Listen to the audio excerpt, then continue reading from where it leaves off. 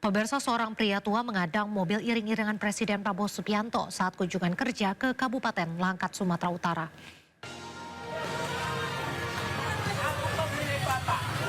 Inilah mobil iring-iringan Presiden Prabowo Subianto saat kunjungan kerja ke Kabupaten Langkat, Sumatera Utara. Warga dikagetkan dengan keberanian seorang pria tua yang mengadang mobil Presiden. Dengan berani yang menghentikan kendaraan Presiden dan menyampaikan keluhan sebagai korban banjir, menyoroti buruknya kinerja aparatur setempat.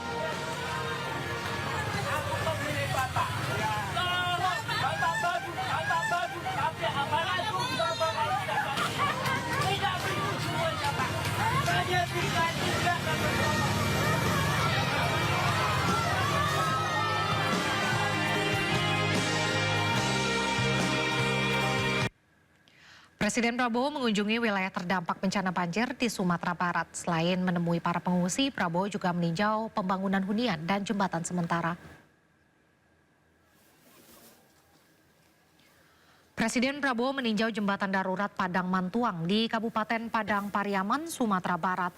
Prabowo menjajal jembatan yang dibangun sementara untuk menggantikan jembatan yang hancur akibat diterjang banjir bandang.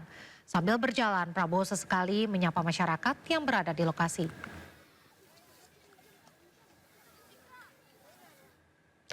Presiden dan Wakil Presiden berbagi tugas untuk memberi bantuan ke warga. Jika Presiden ke Sumatera Barat, Wakil Presiden datang ke Aceh. Pak, di seberang sungai lebih parah, Pak. Inilah aktivitas Wakil Presiden Gibran Rakabuming Raka di Desa Rigep, Kabupaten Kayoluwes, Aceh. Wapres Gibran meninjau kecukupan bantuan pengungsi, meninjau jembatan mana saja yang rusak, dan memastikan kondisi warga Aceh baik-baik saja. Wapres Gibran juga akan melihat wilayah mana yang terisolir di Aceh dan segera memberi solusi.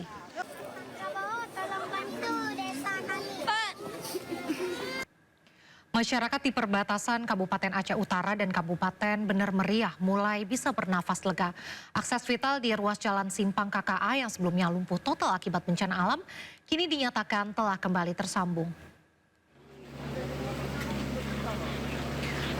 Terbukanya jalur ini menjadi angin segar bagi percepatan distribusi bantuan logistik ke wilayah terdampak. Jalan penghubung antar kabupaten di wilayah Weh Pase ini sebelumnya terputus akibat terjangan banjir bandang dan tanah longsor yang menutup badan jalan dengan material tanah dan bebatuan besar. Kondisi ini sempat melumpuhkan mobilitas warga serta memutus rantai pasokan kebutuhan pokok. Pembukaan akses ini merupakan hasil sinergi solid antara Satuan Batalion Zeni Tempur 16, Dika Noraga, Zidam Iskandar Muda, serta Kementerian Pekerjaan Umum. Kehadiran prajurit TNI Angkatan Darat di lokasi bencana menjadi wujud nyata kepedulian negara dalam memulihkan aktivitas sosial dan perekonomian masyarakat yang sempat terhambat. Meskipun saat ini akses jalan Simpang KKA telah kembali tersambung secara bertahap, para pengguna jalan diimbau untuk tetap berwaspada mengingat kondisi cuaca dan stabilitas tanah pasca bencana yang masih dalam pemantauan.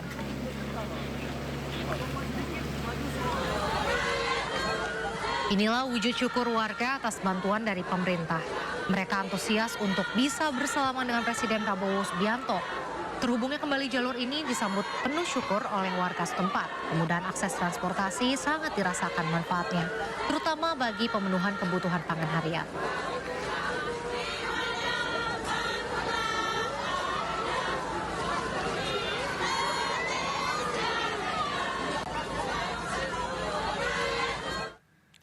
Korban bencana ramai-ramai memasang bendera putih di sejumlah lokasi. Mereka mengaku menyerah dan berharap bantuan bisa segera datang. Bendera putih dengan bermakna kami sudah menyerah tentang hal tsunami ini. Viral di media sosial, seorang pria mengibarkan bendera putih di atas jembatan di Aceh. Dalam video berdurasi lebih dari 1 menit ini, seorang pria menyatakan menyerah atas bencana yang terjadi. Dalam narasinya juga menjelaskan siap menerima bantuan internasional. Tapi menyerah dengan keadaan tsunami yang sekarang yang tidak bisa kami berbuat apa-apa lagi. Kami butuh bantuan dari dunia internasional untuk membantu Nanggro Aceh Darussalam.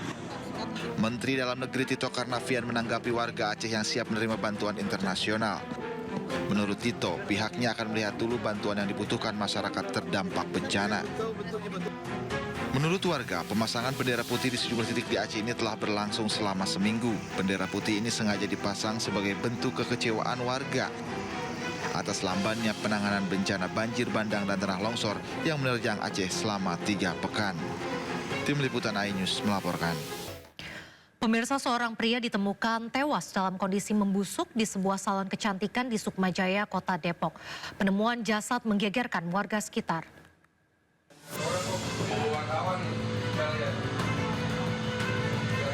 Warga kawasan Bakti Jaya, Kecamatan Sukmajaya, Kota Depok, Jawa Barat digegerkan dengan penemuan jasad di sebuah salon kecantikan. Jasad korban pertama kali ditemukan Rabu pagi. Awalnya warga mencurigai bau busuk menyengat yang berasal dari rumah tersebut. Kotak sedap yang kian menyengat membuat warga akhirnya berinisiatif melakukan pengecekan ke dalam salon tersebut. Hingga menemukan seorang pria dalam keadaan tak bernyawa dengan kondisi jasad membusuk. Tadi rumahnya hari subuh sih, antara Jumat atau Minggu deh. Itu kondisinya lagi sehat. Sakit. Kayak poyongan sepongnya yang jatuh gitu aja. Saya pergi hari Sabtu kemarin, saya udah suruh dia pergi, tidak mau. Tolong dong, hombing saya dia minta tolong sama kamu, saya gitu. Sampai saya nangis. Terus saya mau kemana, katanya gitu. Dia cari keluarga kamu, saya orang susah, jangan susahin saya gituin. Hingga saat ini jenazah korban telah dievakuasi oleh petugas dan dibawa ke Rumah Sakit Polri Kramat Jati untuk dilakukan pemeriksaan lebih lanjut. Sementara penyebab pasti kematian korban masih dalam penyelidikan pihak kepolisian Polsek Sukmajaya. Dari Depok, Jawa Barat, Yuhriski, iNews melaporkan. Polisi membongkar praktik aborsi ilegal di sebuah apartemen di kawasan Jakarta Timur. Dalam kasus ini polisi menetapkan 7 orang tersangka. Satpamnya, satpam, sini gerak. Sini dua. Sama kepalanya sama mana? Dandu. Polda Metro Jaya mengungkap praktik aborsi ilegal yang beroperasi di sebuah unit apartemen di kawasan Jakarta Timur. Praktik aborsi ilegal tersebut dipromosikan secara online melalui 2 website. Kegiatan haram ini telah berlangsung sejak tahun 2022 dan telah melayani 361 pasien. Ya, rata-rata yang melakukan aborsi itu adalah yang tidak menginginkan anak tersebut, ya, ataupun hamil luar nikah. Ini rata-rata pasien yang melakukan ataupun yang aborsi di klinik aborsi tersebut. Dalam kasus ini, polisi telah menetapkan 5 orang tersangka. Polisi juga telah menyita sejumlah barang bukti dan memeriksa beberapa orang saksi. Tim Liputan iNews melaporkan. Pemirsa, kejadian dramatis terjadi di parkiran sepeda motor Rumah Sakit Bayangkara, Polda Papua. Seorang ibu mendadak melahirkan anaknya di atas aspal hanya beberapa detik setelah turun dari motor.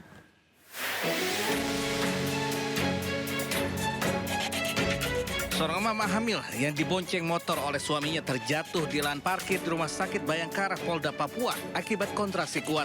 Teriakan minta tolong dari area parkir membuat tim IGD berlari keluar membawa ranjang dorong. Momen heroik seorang bidan naik ke atas ranjang dorong dan berusaha menolong sang emak untuk melahirkan dengan sempurna viral di media sosial. Kita lihat ibunya memang sudah terbaring, dalam kondisi terbaring, dan bayinya tuh memang sudah keluar dengan tali pusatnya. Terus kita angkat dengan bayinya pelan-pelan ke tempat tidur, lalu kita masukkan ke IGD. Kini ibu serta bayi dalam kondisi baik dan dirawat di rumah sakit guna pemulihan. Dari Jayapura, Papua, Cornelia Mudumi, iNews melaporkan.